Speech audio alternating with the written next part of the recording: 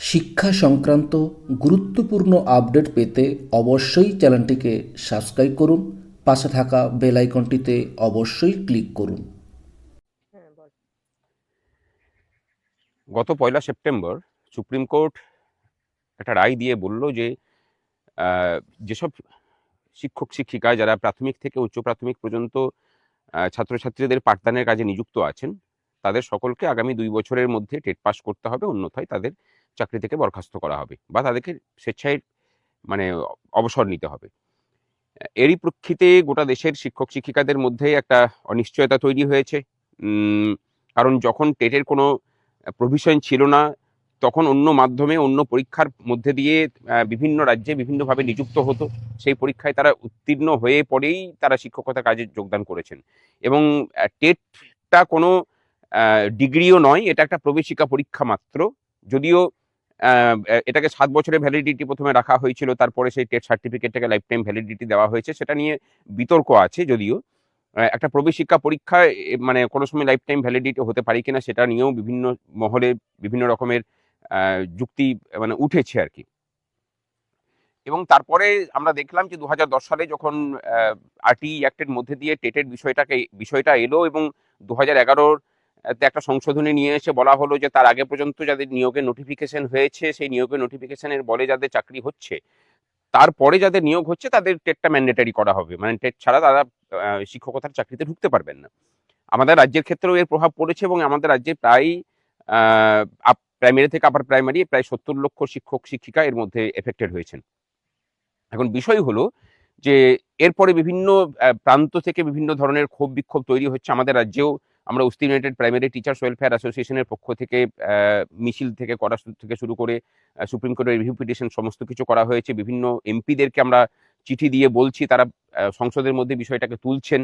শিক্ষা প্রতিমন্ত্রীর সাথে আমাদের কথা হয়েছে, তিনি আশ্বাস দিয়েছেন যে এই বিষয়ে পদক্ষেপ নেওয়া হবে। এরপরে 2017 সালে একটা নোটিফিকেশন নিয়ে আসা হলো, মানে সরকার পার্লামেন্টে একটা আইন সংশোধন করলো।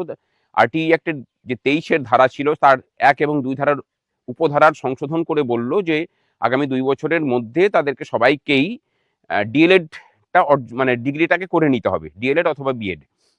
3 এবং 4 ধারাতে মানে 2010-এর আগে নোটিফিকেশন অনুযায়ী, অর্থাৎ সেটা পরে সংশোধন হয়ে 2011 হয়েছিল, নোটিফিকেশন অনুযায়ী যাদের চাকরি হয়েছে তাদের ক্ষেত্রে কিন্তু এই সব থেকে ছাড় দেওয়া ছিল, মানে টেটের ক্ষেত্রে থেকে সেইগুলোকে কিন্তু ইনট্যাক্ট রাখা হয়েছে। অর্থাৎ বলেই দেওয়া যায় যে টেটের ক্ষেত্রে 2017 সালের যে পার্লামেন্টে যে সংশোধনী, সেই সংশোধনী কিন্তু টেটটাকে ম্যান্ডেটরি তখনও করেনি। যদি করতো তাহলে 2017 সালের পর থেকে দেশের সমস্ত সরকারি এবং বেসরকারি স্কুলের যারা শিক্ষকতা করেন তাদের সবাইকে কিন্তু ডিএলএড এবং বিএড করিয়ে নেওয়া হয়েছে, সরকারের পক্ষ থেকেই করানো হয়েছে, ওপেন মাধ্যমে করানো হয়েছে।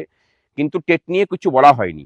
কোথাও একটা মিসকনসেপশন তৈরি হয়েছে, একটা মিসরিপ্রেজেন্টেশনও হয়েছে এনসিটির পক্ষ থেকে, এবং আইনের ভুল ব্যাখ্যার ফলেই এই রায়টা হয়েছে। আমরা আশা করছি যে রিভিউগুলো সুপ্রিম কোর্টে এসেছে, সেই রিভিউগুলোর মানে ওপেন কোর্টে আসবে এবং সেই মামলাটার আবার নতুন করে শুনানি হবে। গোটা দেশে প্রায় 70 লক্ষ থেকে 80 লক্ষ শিক্ষক শিক্ষিকা এর ফলে প্রভাবিত হচ্ছেন। আমাদের রাজ্যেও প্রায় 70,000 শিক্ষক শিক্ষিকা এর ফলে প্রভাবিত হচ্ছেন। সুতরাং বলা যায় যে, এবং দরকার হলে কেন্দ্র সরকারকে আমরা চাপও দিচ্ছি যাতে করে এটা সংশোধনী নিয়ে আসা হয়, যে 17 সালে সংশোধনী নিয়ে আসা হয়েছিল সেটাকে আবার নতুন করে সংশোধন করা হয়। এই মর্মেই আগামী 11ই ডিসেম্বর সর্বভারতীয় বিভিন্ন সংগঠন তারা একযোগে দিল্লির যন্তর মন্তরে একদিনের ধর্ণা কর্মসূচি নিয়েছে। আমরাও তাতে সামিল হচ্ছি। আমাদের রাজ্য থেকে প্রায় 2 শতাধিক শিক্ষক শিক্ষিকা সেখানে যোগদান করতে চলেছেন। আশা করি সমস্ত বিষয়টাকে নিয়ে এটুকু বলা যায় যে টেটটার যে অনিশ্চয়তা তৈরি হয়েছে সেই অনিশ্চয়তা থেকে আমরা মুক্ত হতে পারবো। শুধু শিক্ষকতা নয়, সমস্ত পেশার ক্ষেত্রেই এরকম রেট্রোস্পেক্টিভ এফেক্টের কোনো সিভিল আইন এইভাবে কার্যকর হয় না। এক্ষেত্রে একটা ব্যতিক্রমী ঘটনা ঘটেছে। ফিনান্সিয়াল বিলের ক্ষেত্রে রেট্রোস্পেক্টিভ এফেক্ট হয়। আমরা আশা করি যে আদালতও হয়তো তাদের ভুলটাকে সংশোধন করে নেবেন।